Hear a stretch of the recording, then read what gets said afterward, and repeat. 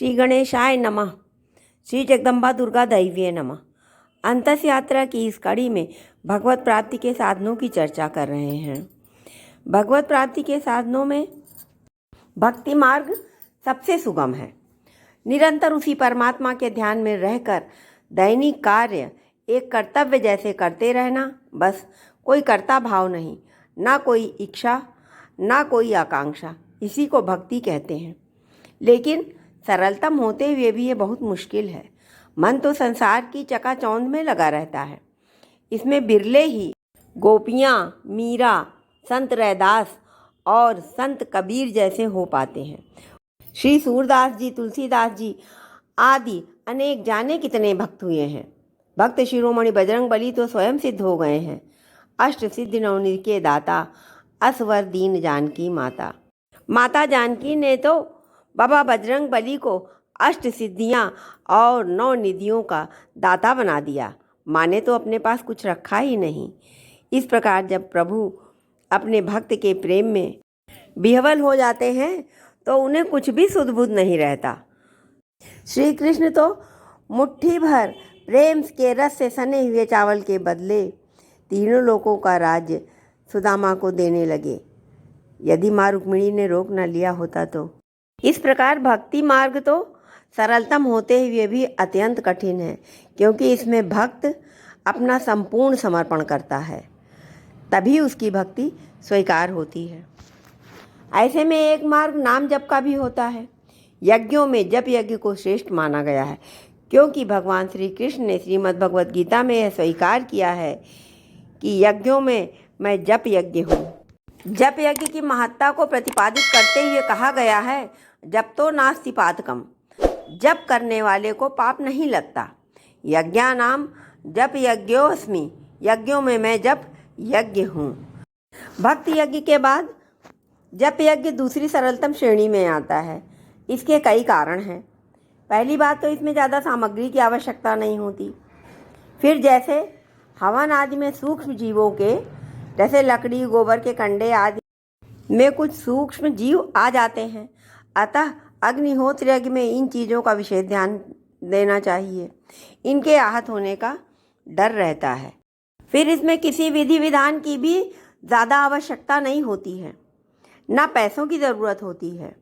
दरिद्र व्यक्ति भी इसको आसानी से कर सकता है। इसमें पंडित, पुरोहित आदि की भी आवश्यकता नहीं होती है। यावन्तः कर्मयज्ञाः स्युः प्रतिष्ठानि तपांसि च सर्वे ते जप यज्ञस्य कलाम नार्हन्ति षोडशीं। सर्व तप जप की 16वीं कला के तुल्य भी नहीं है। भक्ति मार्ग के बाद जप को ही श्रेष्ठ बताया गया है। जप को स्वाध्याय भी कहा गया है। स्वाध्याय स्यान मंत्र जापः। इस प्रकार हम जप द्वारा स्वाध्याय कर सकते हैं। बस जप में हमें मंत्र को साधना होता है, मन को साधना होता है। मन और मंत्र जब दोनों सध जाते हैं तब हमें सिद्धि प्राप्त होती है। इस प्रकार मन और मंत्र के सम्मेलन की अवस्था ही जप है। मनो मध्ये स्थितं मंत्रो, मंत्र मध्ये स्थितं मनः, मनो मंत्र समायुक्तम एतच्च जप लक्षणम। अर्थात हमारा मन और मंत्र दोनों जब एक स्वरूप हो जाएं तभी हमारा जप सफल होता है, सार्थक होता है। जप से पूर्व माला का संस्कार अवश्य करें। अन्य मंत्र सिद्ध किए जा सकते हैं, किंतु गायत्री और वेद के समस्त मंत्र स्वयं सिद्ध हैं। अगर आप माला बाजार से खरीद कर लाए हैं तो तुरंत बाजार से खरीदी हुई माला से जप नहीं करना चाहिए। उसका संस्कार अवश्य कर लेना चाहिए। चाहे तो आप किसी पंडित पुरोहित से बुला करके प्रॉपर माला का संस्कार करें। अन्यथा अगर घर में ही करना चाहें साधारण विधि से, तो भावना करके माला में चैतन्य शक्ति की प्रार्थना करें और माला को पंचगव्य अर्थात गाय से मिलने वाली 5 चीज़ें, दूध, दही, घी, गोबर और गोमूत्र आदि को मिलाकर पंचगव्य बना लें और उसको छानकर उससे माला का स्नान कराएं। उसके बाद पुनः उसको गंगा जल से स्नान करा के साफ कपड़े से पोंछकर फिर उसे धूप दीप दिखा दें और अभिमंत्रित करें। मंत्र बोलें, ओम माम माले महामाये सर्वशक्ति स्वरूपिणी चतुर्वर्गस्त्वयि न्यस्तस तस्मान में सिद्धिदा भव। ओम अविघ्नं कुर्माले त्वं गृहां दक्षिणे करे।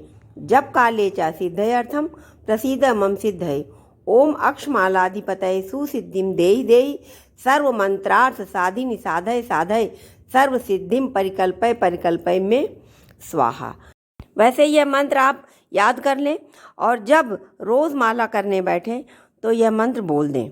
अगर नहीं याद होता है तो माला की चैतन्य शक्ति को प्रणाम करें और अपने इष्ट का और गुरु का नाम लेकर के जप प्रारंभ करें। जप करते समय माला दिखनी नहीं चाहिए, उसके लिए उसको गोमुखी में रखें। और माला करते समय माला में तर्जनी यानी अंगूठे के बगल की उंगली का स्पर्श नहीं होना चाहिए। गोमुखी में ऐसा बना होता है कि आप तर्जनी उंगली बाहर रख सकें और मध्यमा यानी बीच की उंगली और अंगूठे के माध्यम से आप जप करें। और अगर आप गायत्री जप करना चाहते हैं तो गायत्री जप से पहले शाप विमोचन करना अत्यावश्यक है। इसके लिए आप किसी गायत्री संस्थान में जाएं और वहाँ से प्रॉपर विधि सीख लें। लगभग सभी छोटे बड़े शहरों में गायत्री संस्थान हैं, वहाँ जाएं, गुरुदेव का आशीर्वाद लें।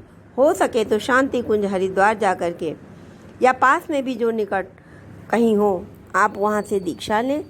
दीक्षित मंत्र प्रभावशाली होता है। वास्तव में माँ दुर्गा और माँ गायत्री आदि शक्तियाँ तो पर ब्रह्म स्वरूपा हैं। इन्हें शापित या कीलित करना सर्वथा असंभव है। फिर भी ऋषियों ने इन महाशक्तियों को कीलित या शापित किया है तो वह कीलन इन महाशक्तियों का न हो करके सामान्य साधकों का है, क्योंकि कभी कभी साधक मंत्र सिद्धि प्राप्त करके अपनी शक्तियों का दुरुपयोग करते हैं। तो इस प्रकार के दुरुपयोग से बचाने के लिए हमारे ऋषियों ने इन महाशक्तियों को कीलित या शापित किया है। उन्होंने साधकों को कीलित किया है ताकि अनाधिकारी व्यक्ति उस मार्ग पर न जा सकें। ब्रह्मा, वशिष्ठ, विश्वामित्र और शुक्र ये चारों ऋषि अपने आप में अद्वितीय हैं। अतः इन्होंने सामान्य साधकों के प्रवेश को रोकने के लिए गायत्री के मार्ग को कीलित किया है, माँ गायत्री को नहीं। जैसे सूर्य को कोई आच्छादित नहीं कर सकता, ठीक ऐसे ही गायत्री आदि महाशक्तियों का कीलन साधकों का ही कीलन है, महाशक्ति का नहीं। अतः साधक साधना से पहले गायत्री साधना के मार्ग को शाप विमुक्त करके ही इस मार्ग में प्रवृत्ति हो, तब सफलता प्राप्ति में सुगमता हो जाएगी। जप के लिए साधक को शांत चित्त होकर आसन पर बैठकर उचित दिशा में उत्तर या पूर्व में मुंह करके ही जप करना चाहिए। और जप के बाद आसन के नीचे की मिट्टी या ज़मीन को छू करके मस्तक पर लगाकर ओम शुक्राय नमः बोलकर ही आसन छोड़ना चाहिए। माला के जप के समय वस्त्र से माला ढकी रहे और सुमेरु का उल्लंघन न हो। गुरु का मार्गदर्शन हो तो अति उत्तम है। यदि किसी कारणवश गुरु ना हो तो आदिदेव महादेव श्री बजरंगबली या फिर प्रथम गुरु माँ दुर्गा माँ को अपना गुरु बनाकर या फिर जिस देवी देवता में आपकी आसक्ति हो उन्हें ही गुरु मान लें। उनका ध्यान करके फिर मंत्र का जाप करें। गायत्री मंत्र चारों आश्रमों में स्थित व्यक्तियों के लिए उपयुक्त माना गया है। गृहस्थी और ब्रह्मचारी नित्य कम से कम 108 बार अवश्य जपें। वानप्रस्थ और सन्यासी 1008 बार जपें। गृहस्थो ब्रह्मचारी व षड्मस्तोत्तर जपेत। वानप्रस्थे यतिश्चैव जपेदष्ट सहस्रकम, ऐसा कहा गया है। नवधा भक्ति में मंत्र जाप को 5वीं प्रकार की भक्ति के रूप में वर्णन किया गया है। भगवान श्री राम ने माता शबरी के निवेदन पर उन्हें भक्ति का ज्ञान देते हुए कहा है कि मंत्र जाप मम दृढ़ विश्वासा पंचम भजन सुवेद प्रकाशा, अर्थात मंत्र जाप करना भी मेरी 5वीं प्रकार की भक्ति है, ऐसा वेद भी कहते हैं। संसार में कोई भी प्राणी कल्याणकारक मंत्रों को उस मंत्र के योग्य जपनीय माला द्वारा सविधि जप करके अपने कार्य को भी सिद्ध करके इष्ट को प्राप्त कर सकता है, या फिर विधियों को महत्व न देते हुए अपने इष्ट को अपने हृदय में अपनी सांसों में बसाकर निरंतर अजपा जप करे तो हमें अपने इष्ट की प्राप्ति हो सकती है। जैसे बाबा बजरंगबली ने अपने इष्ट श्री राम को अपने हृदय में बसा लिया था और भक्त शिरोमणि कहलाए। जय श्री राम, जय बाबा बजरंगबली।